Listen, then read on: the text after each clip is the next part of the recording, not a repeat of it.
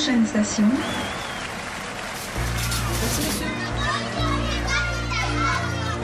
Pourquoi parler de la vie quotidienne ? C'est la rentrée, nouvelle programmation pour les émissions animées par Pierre Cardinal. Toulouse au quotidien chaque jeudi à 17h30 et les petits déjeuners économiques à 7h30 le jeudi avec la complicité technique de l'équipe de Radio Colavive. Parfois au fond de moi se ranime. Bonjour, nous sommes jeudi, il y a un Larsen sur le téléphone. Nous sommes sur Radio Colavive pour l'émission Toulouse au quotidien, l'émission qui parle, qui évoque la vie quotidienne des Toulousaines et des Toulousains. Aujourd'hui, nos invités vont nous parler du printemps des plantes de Castanet-Tolosan. Nous devons avoir au téléphone monsieur Arnaud Lafont, maire de Castanet. Arnaud Lafont ? Oui, bonjour. Bonjour Arnaud Lafont, maire de Castanet. Bonjour, vous allez bien ? Très bien, vous. Ça va très bien. Merci d'être à l'antenne. Dites-moi, en préparant cette émission, j'ai cru, je crois avoir lu que vous étiez un jeune maire. Vous avez été élu assez jeune, maire de Castanet. Je ne le suis plus. Ça fait 16 ans maintenant que j'exerce mes fonctions de maire, mais j'ai toujours cette dynamisme et cette jeunesse intérieure. C'est ça, ce jeune maire. Bien. Alors, le printemps des plantes, qui va se tenir le dimanche 19 mars 2017, a été créé en quelle année ? A été fondé en quelle année ? Ça fait 5 ans maintenant. Au début, c'était une initiative des commerçants de la ville, accompagnée par une association qui aujourd'hui est en charge de cette organisation. D'accord. C'est-à-dire, quel était l'objectif à l'époque, à la fois de l'association des commerçants et de la commune ? C'était quoi l'objectif ? L'objectif, c'était bien sûr le dynamisme économique d'un territoire, mais aussi une action pédagogique pour faire connaître l'ensemble des plantes présentes dans notre proche environnement, leur diversité, sensibiliser l'ensemble de nos habitants de Castanet, du canton et d'ailleurs à cette richesse que nous avons sur notre territoire. Il y a combien alors le printemps des plantes va avoir lieu où exactement cette année ? Parce qu'on menace un petit peu de pluie ce dimanche, 19 mars, ça sera où ? Alors, ça arrosera les plantes, c'est plutôt pas mal. Nous serons donc dans le parc de la mairie. C'est le parc de la mairie en plein centre-ville qui accueille les 70 artisans et 45 producteurs locaux qui viendront nous faire part de l'ensemble des panels de plantes existants sur notre territoire, avec la participation aussi de professionnels sur des lieux qui seront couverts. Donc, nous n'aurons pas peur des intempéries en l'occurrence. Permettant là aussi de sensibiliser l'ensemble de nos habitants sur des problématiques particulières. D'accord. Ça veut dire que c'est quand même important. 70 exposants extérieurs, c'est assez impressionnant. Ah oui, d'ailleurs j'invite l'ensemble de vos auditeurs à venir nombreuses et nombreuses ce dimanche. Dimanche 19 mars à Castanet-Tolosan. Dites-moi, à l'origine, donc c'était il y a 5 ans, donc une association de commerçants qui a créé ce printemps des plantes. Mais je crois aussi qu'à une époque, le président du marché d'intérêt national de Toulouse Métropole, le Mine, avait organisé, je crois, un marché flottant pas très loin des berges de Castanet. Oui, Jean-Jacques Bolzan, qui s'occupe du Mine, était venu avec le marché itinérant, avec l'association Au fil de l'eau, pour mettre en avant le canal du Midi, qui fait partie intégrante de notre territoire et qui est lui aussi un espace de première préoccupation pour notre collectivité. Quand vous parlez de préoccupation, on parle du champ coloré ? Tout à fait. C'est d'ailleurs en ce sens, je suis content que Fredon soit présent sur les stands lors du printemps des plantes, puisque nous avons eu à connaître, nous avons été la première commune de Haute-Garonne à connaître la problématique du champ coloré, avec une approche qui consistait à faire une coupe très importante de platanes le long du canal. Grâce à nos interventions respectives, professionnelles, VNF et collectivités, nous avons pu limiter à 8 l'abattage des arbres. Et d'ailleurs, nous aurons une petite surprise au niveau du printemps des plantes à ce sujet. Oui, c'est vrai qu'à l'époque, ça avait fait un petit peu le buzz sur les réseaux sociaux, mais aussi dans la presse, chez nos collègues ici aussi, sur les ondes de Radio Colavive. On avait évoqué effectivement le fait qu'à une époque, on voulait en couper beaucoup plus qu'ils n'ont été coupés, si je me rappelle bien.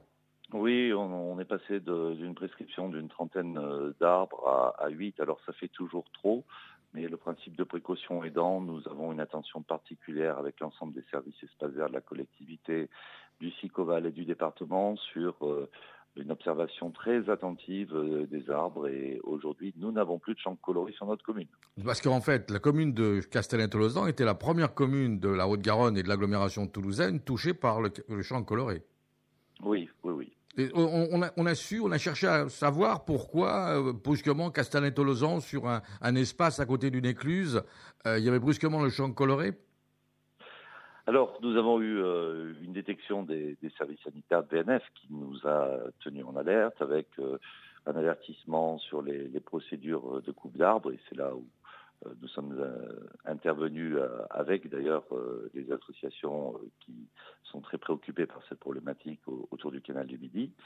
Et nous avons pu limiter la casse, si je puis me permettre, et avons trouvé une solution de compromis qui aujourd'hui nous permet d'envisager très sereinement la replantation des berges avec de nouveau des espèces arborées que nous vous présenterons au printemps des plantes. Ah, printemps des plantes, donc c'est un peu un scoop là. Donc on va avoir des propositions des équipes des espaces verts de la mairie de Castanet qui vont faire des propositions de replantation. Tout à fait. Voilà, on va inviter l'ensemble des participants au printemps des plantes à d'abord découvrir l'ensemble des panels végétaux qui seront vraisemblablement implantés le long du canal en remplacement des platanes. Et la collectivité castanéenne s'engage à replanter dans les meilleurs délais les sujets qui auront été choisis par l'ensemble des habitants. Bon, 5e année du Printemps des Plantes, donc 70 exposants pour nos auditeurs qui sont des Occitans au sens large du terme. Quels sont les stands que l'on pourra trouver de tous les types de plantes ?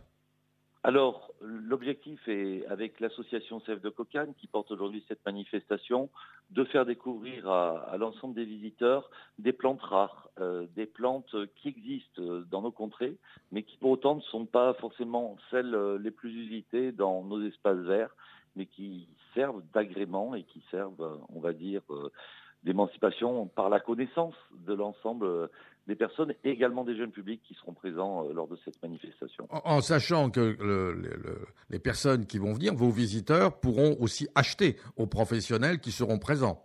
Donc on peut amener son cabas et son petit chariot pour faire ses emplettes.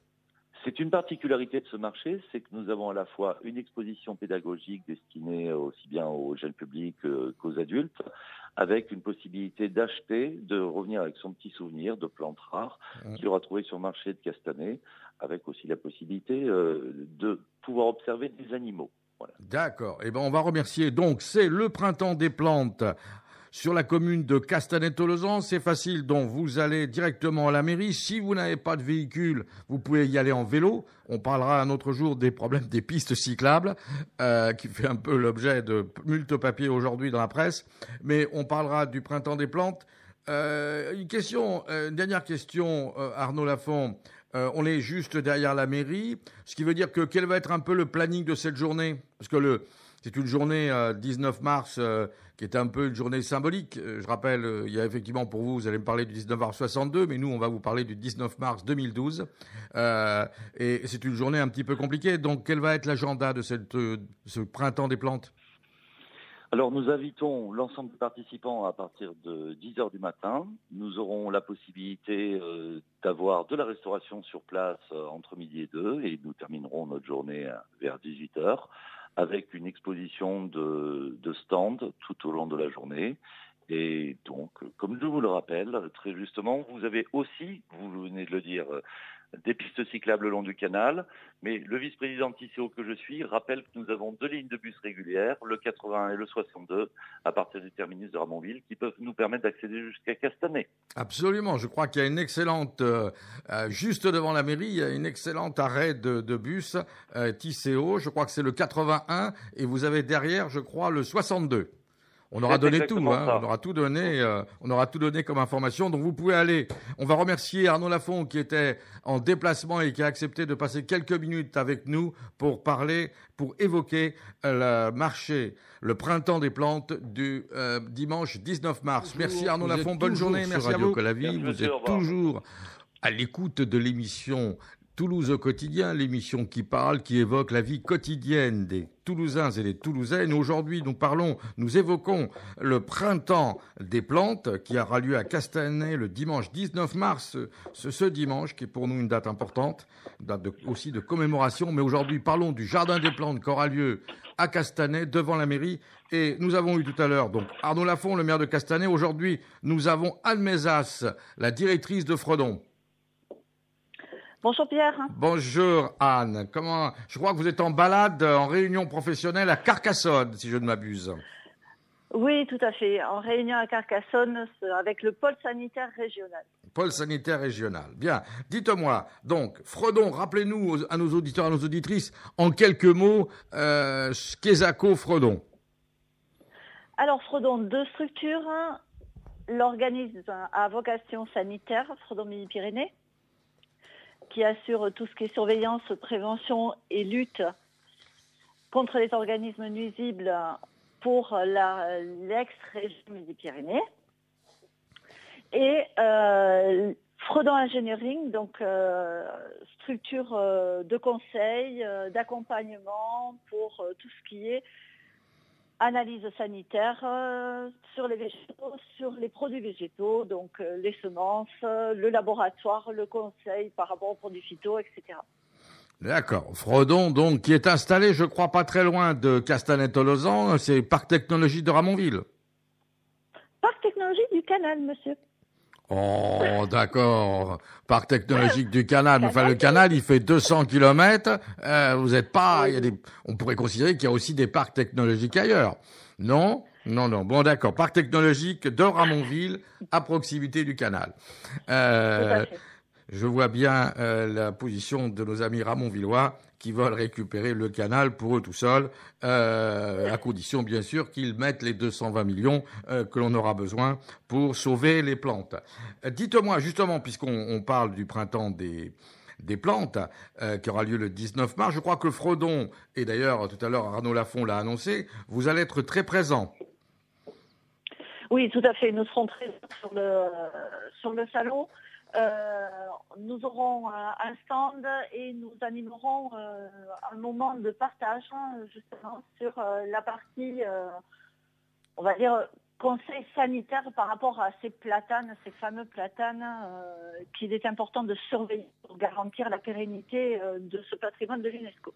Alors, je crois qu'il y aura deux aspects. Il y a un stand, je dirais, classique, que vous avez un petit peu dans tous les endroits où vous faites des salons ou des présentations, où il y aura toute une série de produits ou d'équipements qui peuvent intéresser le jardinier du dimanche ou l'agriculteur.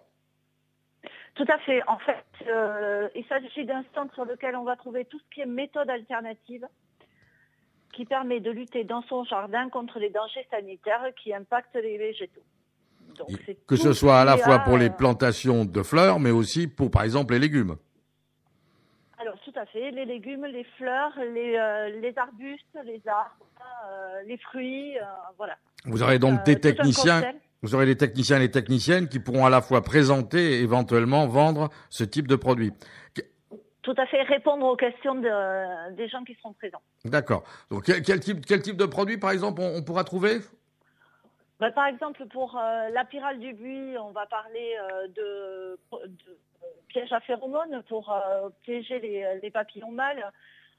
On peut avoir aussi des pièges pour lutter contre les mouches des fruits, pour éviter de manger et le fruit et la petite bébête qui est à l'intérieur. Voilà, donc des exemples, la chenille processionnaire du pain, bien sûr, toute problématique qu'on peut être amené à avoir dans son propre jardin. Donc, on pourra trouver un certain nombre d'équipements que l'on peut trouver d'ailleurs régulièrement en allant sur votre site internet, je crois, sur l'e-boutique de Fredon. Et puis, donc, on aura aussi les techniciennes qui seront présentes, qui sont les techniciennes qui renseignent au téléphone. Je crois les personnes qui ont des problèmes, c'est eux qui répondent et qui argumentent un petit peu, qui expliquent. Tout à fait, qui expliquent et qui fournissent les éléments, les plaquettes, les informations, les bulletins d'information qu'on peut être amené à produire à certaines périodes pour avoir l'information, quoi. D'accord. Bon, donc, vous serez présent, Fredon, le 19 mars à Castanet-Tolosan pour le Printemps des plantes. Mais vous avez prévu une autre action, alors plus particulière, qui est un petit peu différente, qui complète votre panel, qui est une action en direction des platanes et de la vigilance sanitaire. Oui, tout à fait. En fait, l'idée est de mobiliser l'ensemble des acteurs. Donc, on est tous concernés, tous mobilisés pour protéger nos platanes. Quand je dis platanes, c'est autant les platanes publiques, on va dire que le canal du Midi, ce sont des platanes publiques, que les platanes qu'on peut avoir dans nos propres jardins. Quand vous dites public, vous pensez aussi à la place publique du village ou de la commune qui est un peu éloignée du canal du Midi. Aussi. En fait, on a une problématique sanitaire est importante sur les platanes et qui provoque leur mort, qui est le chancre coloré, et donc qui vient se combiner à d'autres problèmes sanitaires que peuvent avoir les platanes. Donc on parlera de toute cette vigilance sanitaire qu'il faut avoir pour maintenir ce patrimoine arboré. D'accord. Donc vous allez aborder, si j'ai bien lu votre dossier de presse, à la fois donc le platane et les maladies, ce que vous venez d'évoquer, mais aussi un programme de vigilance éco-citoyenne autour de la santé du platane et de la préservation de l'environnement. Pouvez-vous nous en dire quelques mots ? Alors c'est très simple. En fait, ce sont une série d'outils qu'on propose de mettre à la disposition des particuliers. En fait, on a 3 cibles. On a les collectivités. Donc, quand on parle des collectivités, on parle bien des collectivités de l'ensemble de la Haute-Garonne, du territoire de la Haute-Garonne, de l'ensemble du territoire du Tarn, de l'ensemble du territoire du Tarn-et-Garonne, du Gers, des Hautes-Pyrénées et bien sûr des autres départements de l'ancien Languedoc-Roussillon. Oui, tout à fait. On est sur Occitanie. On est sur l'Occitanie et on peut aussi parler des communautés de communes. Ça veut dire qu'il y a pas encore trop au niveau des places publiques, c'est encore du ressort des communes, mais il y a de plus en plus de services qui ont été mis en synergie de façon à faire des économies. Donc vous allez continuer ce travail d'explication et vous faites ce travail d'explication dans le cadre du programme de vigilance éco-citoyenne. Ça, c'est pour les collectivités. La deuxième cible? La deuxième cible, bien, c'est le grand public. Donc ça va être à Castanet-Tolosan, le kidam, celui qui est amoureux des arbres, quels qu'ils soient, et notamment des platanes. Voilà, tout à fait. Et avec derrière une déclinaison pour les scolaires, de façon à ce qu'on puisse relayer l'information jusqu'à nos plus jeunes enfants, de façon à les sensibiliser à la qualité de ce patrimoine et à l'importance de ce patrimoine pour notre territoire. Alors, d'un côté, on présentera des méthodes alternatives à la lutte chimique, oui. Mais on risquerait, par exemple, si j'étais un peu taquin, nous risquerions, si un jour il y avait un vaccin contre le chancre coloré, nous risquerions d'avoir comme une méthode de chimique, peut-être. Alors, peut-être. Aujourd'hui, pour l'instant, nous n'avons pas suffisamment d'informations, en tout cas, rien n'est homologué au niveau des services de l'État pour l'usage d'un produit pour lutter contre le chancre coloré. Aujourd'hui, la seule méthode que l'on a, c'est malheureusement l'arrachage et l'abattage des arbres contaminés. Qu'on a bien connu à Castanet-Tolosan, comme l'expliquait très justement Arnaud Lafont tout à l'heure. Une question, justement, en lisant votre dossier de presse, je rappelle, vous rappeliez, c'est vous qui rappeliez, que le chancre coloré arrivait par des blessures. Or, j'ai trouvé une formule, parce qu'aujourd'hui, il y a une taquinerie un petit peu partout sur les problèmes de la gestion des vélos et des pistes cyclables, et vous disiez, attention, un vélo, ça peut aussi blesser un arbre. Oui, tout à fait. En fait, les blessures, elles peuvent être de différentes sortes. Et effectivement, à partir du moment où on blesse le platane, en fait, on ouvre une brèche qui permettrait à une spore de chancre coloré, en fait, de passer par cette blessure et de contaminer l'arbre parce qu'il pourra circuler dans la sève. Donc, il est important de ne pas mettre, par exemple, son vélo contre un platane et puis surtout de ne pas jouer avec les ustensiles métalliques de façon à ne pas faire de blessures, surtout si vous arrivez de l'Aude ou de l'Hérault, puisque actuellement, le champ coloré n'existe quasiment plus en Haute-Garonne. Si j'ai bien lu ce dossier, on parle de coupe d'arbres dans l'Aude et dans l'Hérault et plus de coupe de platane. Donc, il n'y a plus de champ coloré dans l'Haute-Garonne? Non, on ne peut pas dire qu'il n'y a plus de champs colorés dans la Haute-Garonne, puisque le département de la Haute-Garonne reste en zone contaminée de toute façon. Oui, mais ça veut dire qu'il n'y a plus de foyer identifié. Il n'y a plus de foyer identifié en Haute-Garonne, on est bien d'accord? Pour l'instant, il n'y a plus de foyer identifié. Dès qu'il y a un foyer, en fait, il sort par arrêté préfectoral. D'accord. Donc pour l'instant, il n'y a plus de foyer authentifié en Haute-Garonne sur le champ coloré. Il y en a dans l'Aude et dans l'Hérault. Il y en a eu pas tellement longtemps à Castanet. Donc ça, c'est un élément important. N'oubliez pas, hein, c'est important quand vous faites du vélo. Ou même quand on voit les voitures des riverains se promener le long du canal, vous pouvez avoir dans vos pneus, dans les stries de vos pneumatiques, comment ça s'appelle, des champs colorés, c'est quoi? On appelle, c'est les petits, des sports, voilà, je cherchais le mot. Merci Anne Mézas de m'aider. J'avais un petit peu perdu le mot. Donc des sports de champs colorés qui peuvent aussi bien arriver par l'homme, que par l'eau. Oui, c'est tout à fait. En fait, c'est à partir du moment où on a un abattage quelque part, on a un risque de transfert de ces sports. D'accord. Je rappelle donc qu'il y a des coupes dans l'Aude et dans l'Hérault qui vont commencer dans quelques jours sur les platanes du canal du Midi. Donc, on va vous retrouver dimanche 19 mars à Castanet, sur la place juste en dessous, la mairie de Castanet-Tolosan, 19 mars de 10h à 18h. Vous êtes attendus donc là-bas. Merci Anne Mézas, merci Arnaud Lafont de nous avoir présenté ce printemps des plantes. Nous pensons que c'était un petit peu important, c'était intéressant et important de parler d'un peu d'autre chose, sachant que dans les jours qui viennent, nous allons avoir une actualité beaucoup moins tendre. On va avoir une pensée affectueuse pour les 5 personnes qui ont été assassinées et qui ont été le début, je dirais, d'une série d'actes terroristes. Et il est important de commémorer ces événements qui nous ont touchés à Toulouse le 19 mars 2012. Nous en reparlerons le lundi 20, avec toute une série d'invités. Merci à tous, belle journée à tous et allez 19 mars, allez à Castanet-Tolosan, mais vous pouvez aller aussi à la Logrin, vous pouvez aller aussi un peu partout où il y a des événements. Merci à tous.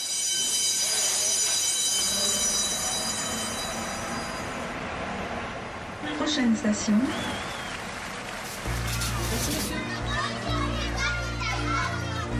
Pourquoi parler de la vie quotidienne ? C'est la rentrée, nouvelle programmation pour les émissions animées par Pierre Cardinal. Toulouse au quotidien chaque jeudi à 17h30 et les petits déjeuners économiques à 7h30 le jeudi avec la complicité technique de l'équipe de Radio Colavive. Parfois au fond de moi se ranime